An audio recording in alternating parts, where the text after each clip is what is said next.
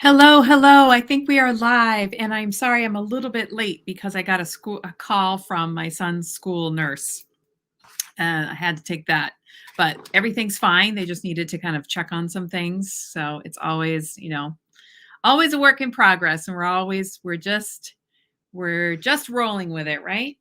So, thank you so much for joining me on day 3 of the Conquer Your Sugar Cravings challenge. I'm super excited to be here with you, and you can leave a comment if you are here live or you're catching the replay. Either one is perfect.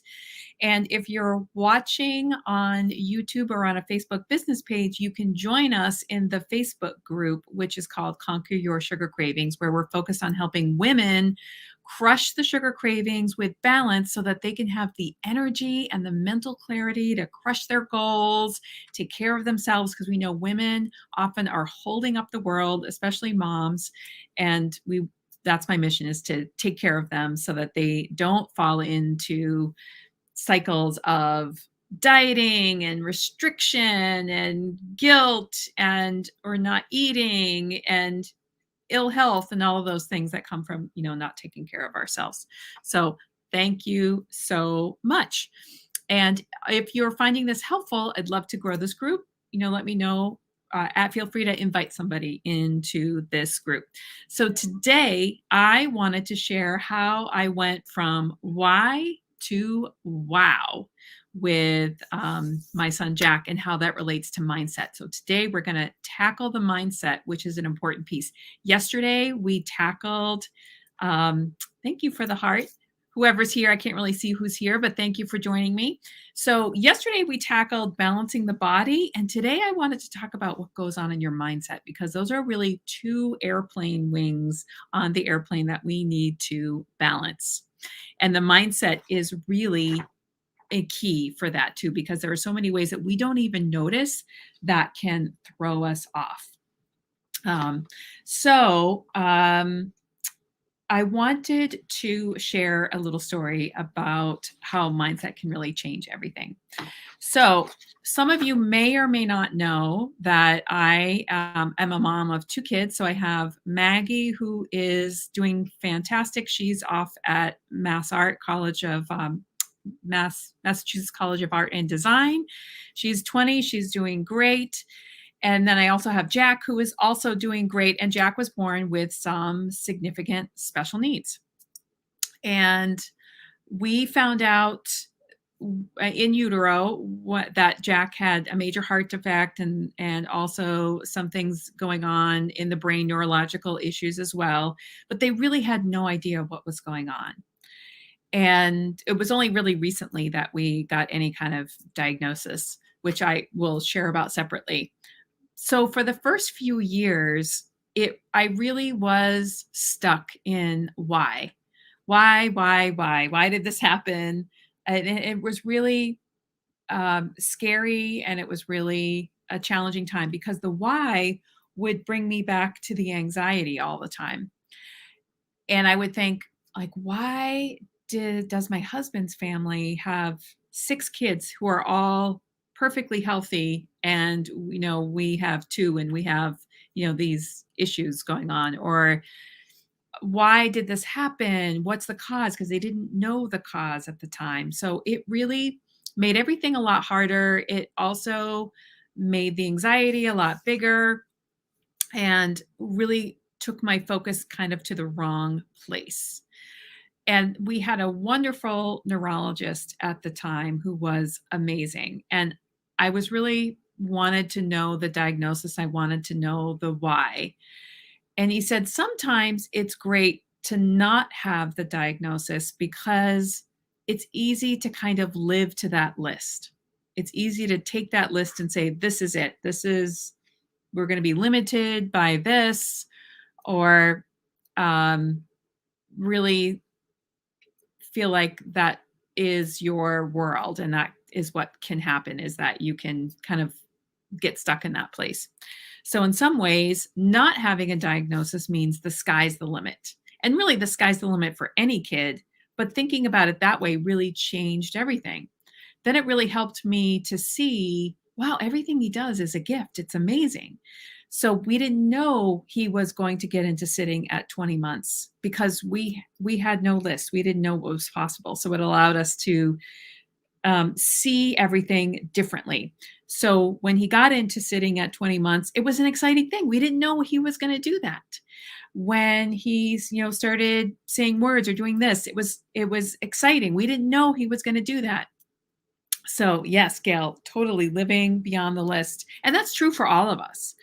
So that mindset really shifted things for me. And I went from why to the wow. Like, wow, look at all of these amazing things that he's doing, even though they were things that he was doing months and months and months later than, typical kids were doing them.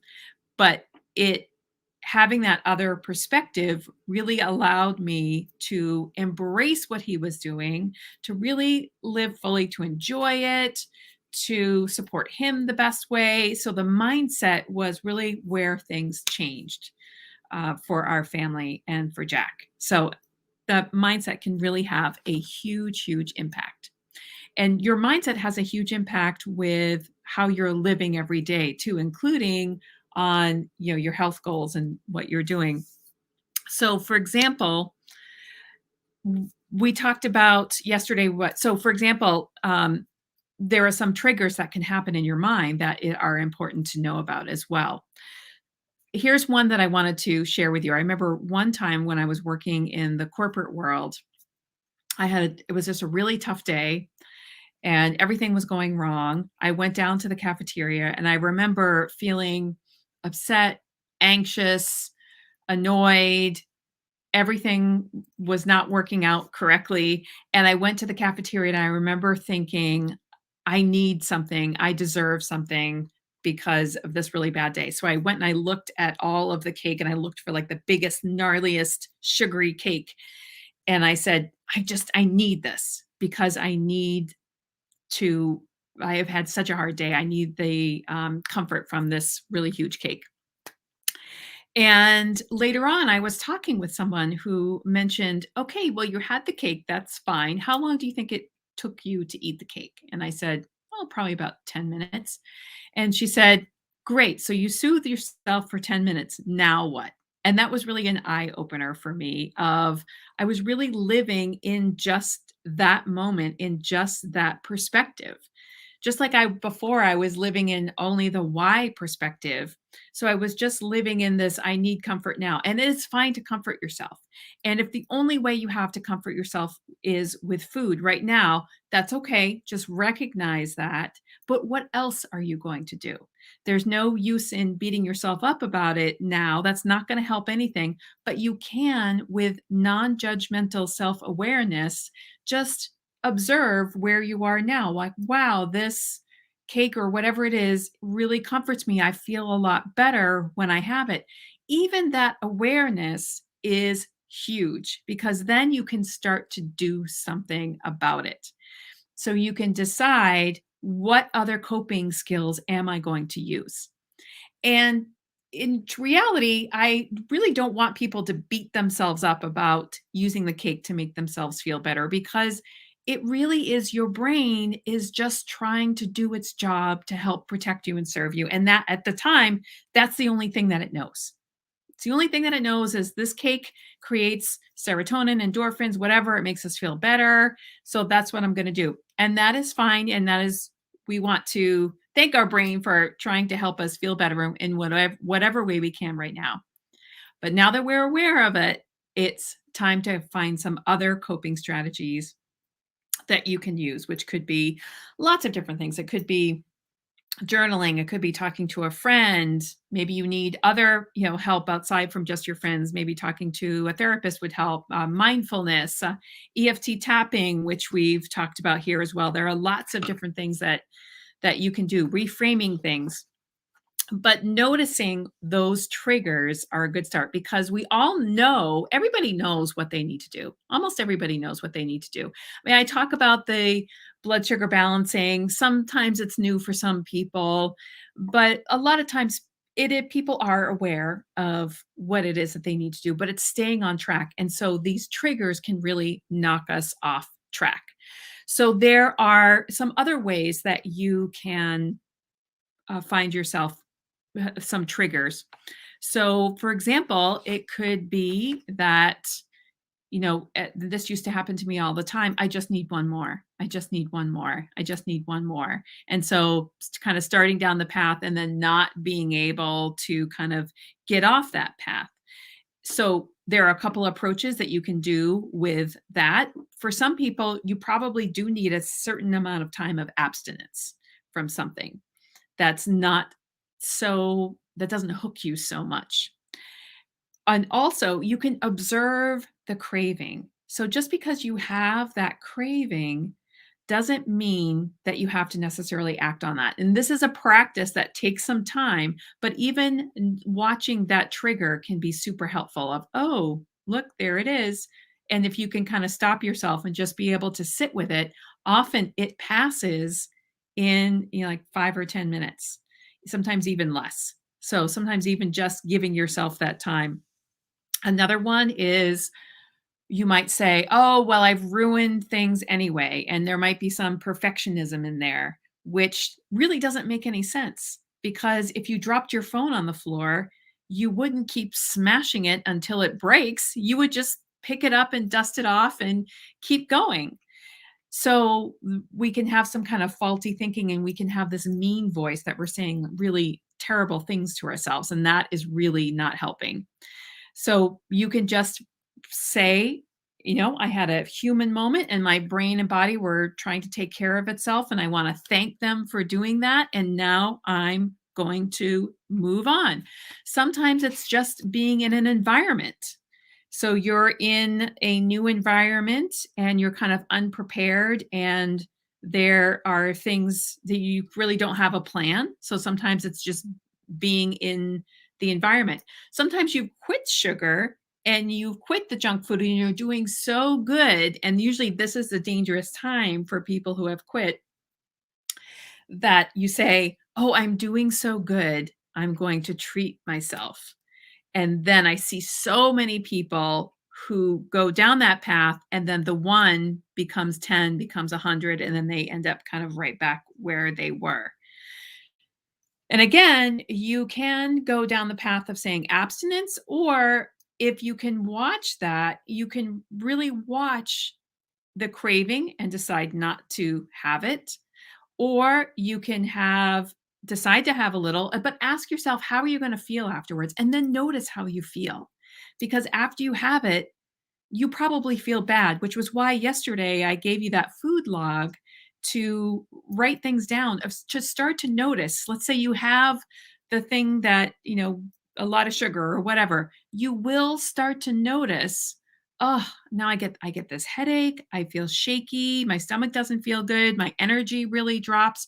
You will start to begin to notice how those things affect you, and that will help you to begin to make change. So when you're in the proximity again, you can ask yourself, how will this make me feel? And do I want to do that? And be mindful about it. If you do, you can go ahead and do that. Another time, sometimes it's just habit. So at this time, you always do X at this time. Or it could be a feeling or needing some comfort, like we talked about before. I had a bad day, I got some bad news. Sometimes it's being busy and lack of planning. So maybe you've just been so busy all day and you haven't been eating, and now you are starving and there's nothing around, and it's just easiest to eat the quickest thing that's available. So sometimes it's, a lack of planning. And so this is a big topic that we could talk a lot about all of these triggers, but a few things that you can do right now in this season of sugar is just decide in advance. We're going to talk about planning tomorrow because that can really help set you up for success. But just decide in advance before you go to the party, before you go out to eat. Decide what you want to do and what your plan is going to be. Are you going to, stick with what you've planned, or are you going to, go off and have this much, which is totally fine. You can decide what you want to do. Also, set up your environment. Sometimes the environment is the trigger for people. You don't necessarily, if there is Halloween candy around, you don't necessarily have to have it in a jar on the table. Maybe that's your family's tradition. Can you change that? Could you put it someplace else? And most of all, just don't beat yourself up because that really ends up in a spiral of kind of doing the same things over and over again. You want to also get curious. So, just when you're having a craving, as I mentioned, just get curious. Where is it coming from? Taking a look at what is it, your environment? Have you not been eating in a balanced way? What is really causing it, and what does it mean? Doesn't mean that you have to actually jump in and do something. So you can practice all of these things through this season. This is a great season to practice, and really I want you to also practice being gentle with yourself and just being curious. So when you think about trying to restrict things, that really doesn't feel so good. But when you think about coming from things with curiosity, that really feels a lot better. And you can really comfort yourself and help yourself through a lot better. So for today, it's really just mapping, understanding what your triggers are. So I've created a little journal for you, and I'll be posting that later, but you can download that. And I don't want you to do anything different today, but just start to notice when you are going off the plan, or where you have a craving, or you're finding yourself eating whatever that you're overeating and you wanted to stop but you just kind of couldn't. What is the trigger? What was the environment? So write down what the environment was. What's the time of day? Also, write down what happened right before. And this will give you clues to what the trigger is. So it could be right before you got some bad news. It could be that it's evening time, and that's typically when the cravings happen. It could be a particular environment that you're in.